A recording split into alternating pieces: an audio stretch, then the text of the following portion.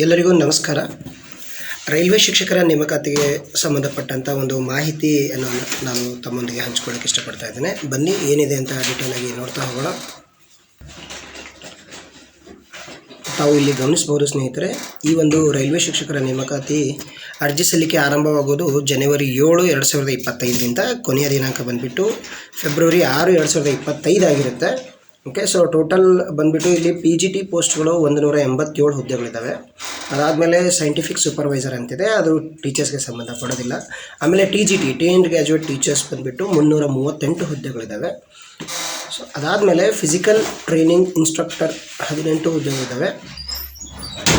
ಇಲ್ಲಿ ಮುಂದೆ music teacher ಅಂತ ಇದೆ, ಬಟ್ ಇದು ಫಿಮೇಲ್ ಲೇಡೀಸ್ ಟೀಚರ್ಸಿಗೆ ಮಾತ್ರ 3 ಹುದ್ದೆಗಳಿದ್ದಾವೆ. ಆಮೇಲೆ ಇಲ್ಲಿ primary railway teachers of different subjects ಅಂತ ಇದೆಯಲ್ಲ, ಸೊ ಇದು ಏನಾಗುತ್ತಪ್ಪ ಅಂತಂದರೆ 188 ಹುದ್ದೆಗಳಿದ್ದಾವೆ. ಅದಾದ ನಂತರ ಅಸಿಸ್ಟೆಂಟ್ ಟೀಚರ್ಸ್ ಅಂತ ಇದೆ, ಬಟ್ ಫಿಮೇಲ್ ಇದೆ, ಅದು 2 ಹುದ್ದೆಗಳಿದ್ದಾವೆ. ಸೊ ಈ ರೀತಿಯಾಗಿ ರೈಲ್ವೆಯಲ್ಲಿ ಏನು ಮಾಡ್ತಾ ಇದ್ದಾರಪ್ಪ ಅಂತಂದರೆ ನೇಮಕಾತಿಯನ್ನು ರೈಲ್ವೆ ರಿಕ್ರೂಟ್ಮೆಂಟ್ ಬೋರ್ಡಲ್ಲಿ ನೇಮಕಾತಿಯನ್ನು ಮಾಡ್ಕೊಳ್ತಾ ಇದ್ದಾರೆ. ಸೊ ಅರ್ಜಿ ಬಂದುಬಿಟ್ಟು ಸ್ಟಾರ್ಟ್ ಆಗೋದು ಜನವರಿ 7ಕ್ಕೆ ಆರಂಭ ಆಗ್ತಾ ಇದೆ.